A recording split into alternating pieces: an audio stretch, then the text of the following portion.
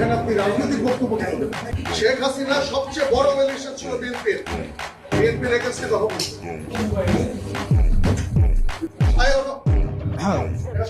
চাঁদাবাজ এর বিরুদ্ধে সবসময় আমাদের কথা বলতে হবে।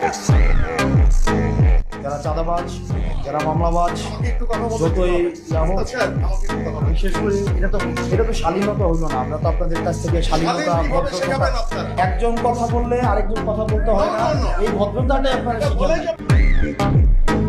গণতন্ত্র মানে এটা না যে সবসময় শুধুমাত্র আপনার প্রিয় কথা আপনার সামনে বলা হবে, আপনার প্রিয় মানুষের সবসময় স্তুতি গাওয়া হবে, এটা জুলাই না। আসলে আমাদের এই বসে এসে কথা বলতে হয়, আমার লজ্জা লাগে আসলে। মানে আমাদের বাপদাদারা বলতো না, তোর ঘরে আমি হয়েছি না, আমার ঘরে তুই হয়েছিস। আমাকে আপনি প্রশ্ন করবেন, আপনি যতক্ষণ পর্যন্ত প্রশ্ন অব্যাহত থাকবে ততক্ষণ পর্যন্ত আপনি রাইট রেখে থাকবেন। আর যখনই আপনার প্রশ্নের পরিবর্তে শুধুমাত্র স্তুতি গাওয়া হবে, জবাবদিহিতার পরিবর্তে স্বেচ্ছাচারিতা অব্যাহত থাকবে, তখন প্রত্যেকটা মানুষ হাসিনা হবে। হাসিনা তো ব্যক্তি না,